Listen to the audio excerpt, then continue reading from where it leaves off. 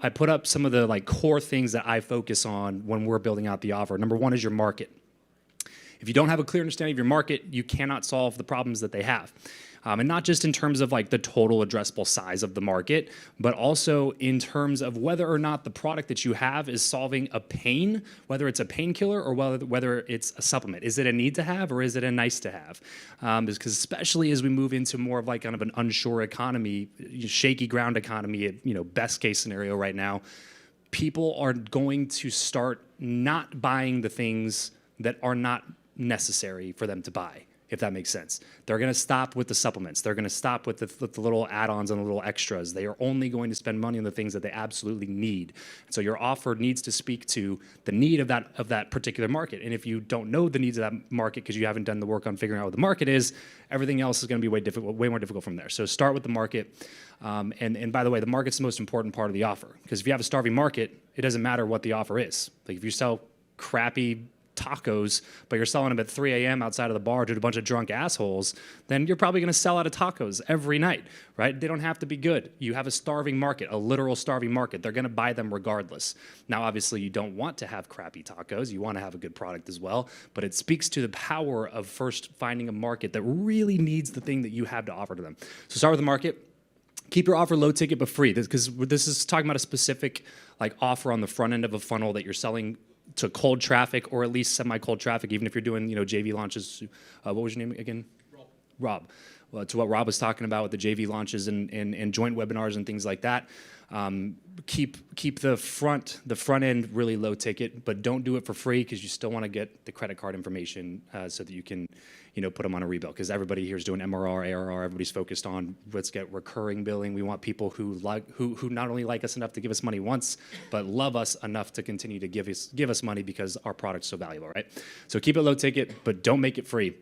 When I say low ticket, $99 and less, especially if you're selling to cold traffic. Anything higher than $99 direct to like a VSL or landing page or something like that, you're gonna have a difficult time converting to cold traffic. Make it so good that they can't say no. This is, I immediately put the next thing down as soon as I put the so good they can't say no thing, because immediately when I say that, people's mind instantly goes to price. And it's not about price, it's about value.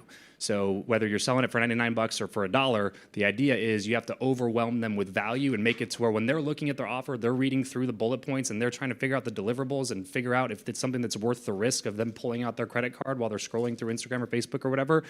Then it has to be something that's so good that they can't say no to it. It means it has to be overly valuable for what you're asking in return and completely risk-free. There's no risk for them if they take it. And so to give you an example, this was the VSL outline, the actual script for our $1 trial offer that we put together, okay?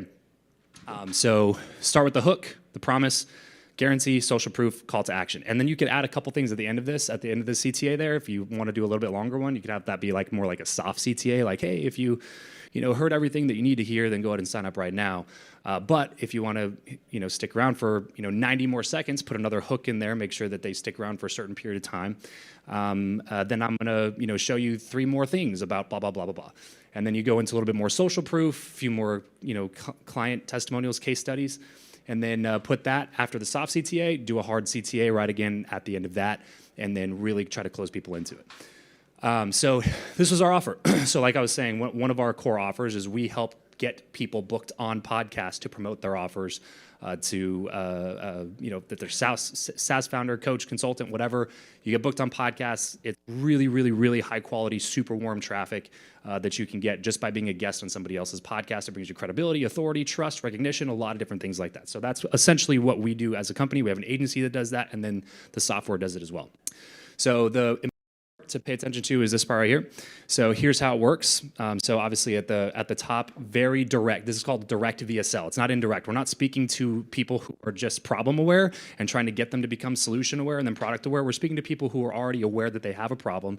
They're already aware that we're trying to solve that problem. And then now we're just trying to convince them that we're the best solution to that problem. Does that make sense? Cool. So start with a hook, and then we come into the promise. And then the here's how it works part. So sign up for a $1 trial of Guestio Pro by clicking the button below. Then once you set up your profile, all I have to do is pitch 10 shows on booking you as a guest over the next 30 days.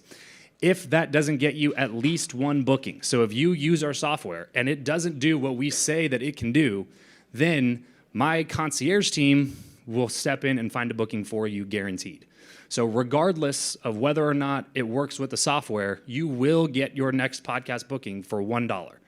Now, we go into, let's see, put that in perspective. So now I want to like contextualize that a little bit. I actually paid graduate level research to put together a comprehensive report on the top booking agencies out there, but like podcast booking agencies specifically. I literally paid like $4,000 just to get this report done so that I could put it in the VSL. So we had data to, back up what we were saying to people. So on average, it's $400 to $500 per appearance. So again, this is what I'm talking about with overwhelming with value. It's not about the price point, it's about the value. So if I'm saying like I can get you a booking for $1, and if you do that anywhere else, unless you have a bunch of contacts with a bunch of podcasters, which is not likely, then you're gonna pay an agency $400 to $500 every time you want one of those. You pay me $1 and I'll give you the same thing. Okay, then you can keep using the software because most of the time if people actually get in and do the things that we're telling them to do inside of the software, they can get more than one booking per month for $97 a month.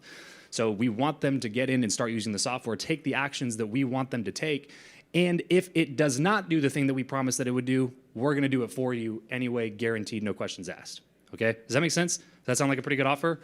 This is the key to getting people inside of the funnel before you can start then throwing in like, here's something else that we could potentially do for you. Also, we do this, and maybe that might be more interesting for you or whatever. Okay, so hook, promise, guarantee, social proof, CTA. Any questions on this before I move on?